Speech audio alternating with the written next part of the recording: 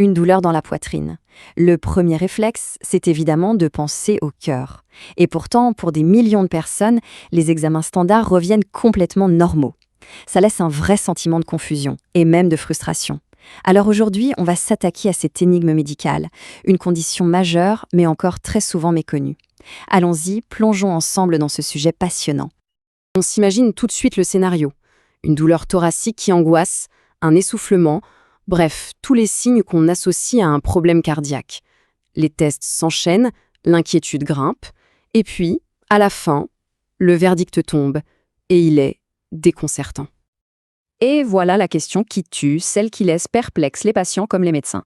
Comment est-ce possible de ressentir une douleur qui vient clairement du cœur, d'avoir des tests qui prouvent que le cœur souffre, et que pourtant, l'examen de référence, la coronarographie, qui est en quelque sorte une radio très précise des artères du cœur, ne montre absolument aucune obstruction importante? Et c'est là que se trouve toute la contradiction. D'un côté, il y a la réalité vécue par la personne, des symptômes bien réels comme l'angor, l'essoufflement, qui sont confirmés par des tests d'ischémie. Et de l'autre, l'outil qu'on considère comme le meilleur, l'angiogramme, qui dit circuler, il n'y a rien à voir, les artères principales sont impeccables. C'est ce conflit qui a laissé tant de gens sans diagnostic pendant des années. Heureusement, cette période de flou est en train de se terminer. Le coupable a enfin un nom, la dysfonction microvasculaire coronaire, qu'on appelle aussi DMC. Le problème, ce n'était pas qu'il n'y avait pas de cause, c'est juste qu'on ne regardait pas au bon endroit. Alors, qu'est-ce que c'est concrètement ? La DMC, c'est une maladie qui touche les tout petits vaisseaux du cœur, le micro-réseau sanguin. Le problème, ce n'est pas un gros bouchon dans une grosse artère, mais plutôt une défaillance généralisée de la plomberie la plus fine. Pendant longtemps, on a utilisé un terme assez vague, le syndrome X cardiaque, ce qui malheureusement a contribué à minimiser la réalité de cette pathologie. Pour bien comprendre, l'analogie est parfaite. Imaginez que le système sanguin du cœur, c'est comme le réseau d'eau d'une ville. La coronarographie, elle, vérifie les énormes canalisations qui passent sous les grandes avenues. Mais la DMC, c'est un problème qui se situe dans les milliers de petits tuyaux qui amènent l'eau jusqu'à chaque maison. Les grosses canalisations peuvent être impeccables, mais si le réseau final est défaillant, eh bien l'eau n'arrive pas là où elle devrait. Et attention, pendant des décennies, on a cru que cette condition était bénigne. C'était une grave erreur. Aujourd'hui, les données nous montrent une réalité complètement différente. La DMC est une menace sérieuse et bien réelle pour la santé cardiovasculaire. Et on ne parle pas d'une maladie rare, mais alors pas du tout. Ce chiffre, il est énorme. Jusqu'à la moitié des gens qui passent une coronarographie pour une douleur thoracique n'ont en fait pas de blocage majeur. Une très grande partie d'entre eux souffrent en réalité de DMC. C'est un véritable enjeu de santé publique. C'est un vrai changement de paradigme en fait. On est passé de ce fameux syndrome X, un terme un peu fourre-tout, considéré comme pas bien grave, à la reconnaissance d'une véritable maladie ischémique. C'est-à-dire une maladie où le muscle cardiaque manque réellement d'oxygène, avec des conséquences bien tangibles. Et ces conséquences, quelles sont-elles ? Eh bien, elles sont sérieuses. La DMC est associée à une augmentation de la mortalité, à un risque plus élevé de développer une insuffisance cardiaque, à des hospitalisations à répétition, et surtout à une dégradation très nette de la qualité de vie au quotidien. Ce n'est donc absolument pas un diagnostic à prendre à la légère. Bon, alors, si les tests habituels ne la voient pas, comment fait-on pour diagnostiquer cette maladie invisible ? La clé, c'est de comprendre comment elle fonctionne au niveau biologique, pour savoir exactement quoi chercher. Pour faire simple, la DMC repose sur 3 grands problèmes qui se combinent. Premièrement, une dysfonction. La paroi interne des petits vaisseaux perd sa souplesse. Elle n'arrive plus à se dilater correctement. Deuxièmement, un remodelage. Les vaisseaux eux-mêmes changent physiquement. Leur paroi s'épaissit, ce qui rend le passage du sang plus difficile. Et enfin, une désadaptation.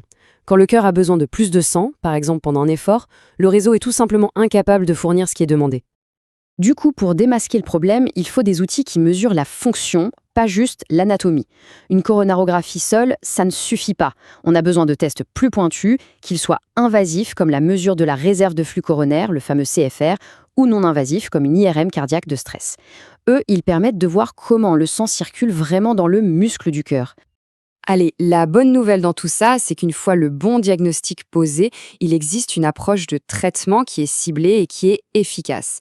L'errance diagnostique peut enfin s'arrêter et laisser la place à une prise en charge concrète. Tout commence par les fondamentaux. La base de la base, mais c'est absolument crucial. C'est un contrôle très strict de tous les facteurs de risque cardiovasculaire. La tension, le diabète, le cholestérol, le tabac. Il faut agir sur tous ces fronts parce qu'ils abîment directement cette fameuse microcirculation. En plus de ça, bien sûr, on a des médicaments spécifiques qui vont aider à soulager le cœur et à améliorer la fonction de ces petits vaisseaux. On parle par exemple des bêta-bloquants ou des inhibiteurs de l'enzyme de conversion, les IEC, qui ont prouvé qu'ils pouvaient réduire les symptômes et améliorer la circulation à ce niveau microscopique. Et là, un point super important, il faut savoir ce qui ne marche pas. Comme le problème est diffus partout dans le réseau de micro-vaisseaux, poser un stent qui est conçu pour déboucher un seul gros blocage, eh bien ça ne sert absolument à rien. C'est une erreur de traitement qui peut malheureusement encore se produire si le bon diagnostic n'a pas été posé. Cette citation, elle fait froid dans le dos. Elle résume à elle seule le parcours du combattant de tellement de personnes. Des années de douleur, d'anxiété, de tests répétés, parfois même des diagnostics erronés de troubles psy. Tout ça simplement parce que la vraie cause n'a pas été identifiée. C'est la conséquence directe du manque de connaissance de cette pathologie. Finalement, comprendre la DMC, ça nous oblige à repenser complètement notre vision des maladies du cœur. Ce n'est plus seulement une simple histoire de tuyaux bouchés. C'est une histoire bien plus complexe, bien plus fonctionnelle. Alors, si on devait résumer les points essentiels à garder en tête. Premièrement, oui, le cœur peut souffrir d'un manque d'oxygène, même quand les grosses artères ont l'air saines. Deuxièmement, la microcirculation, ce n'est pas un détail, c'est un organe fonctionnel à part entière. Et enfin, la DMC, c'est une vraie maladie, avec des conséquences sérieuses, et la comprendre est devenue indispensable pour la cardiologie d'aujourd'hui. Et on va finir sur cette phrase qui finalement résume tout.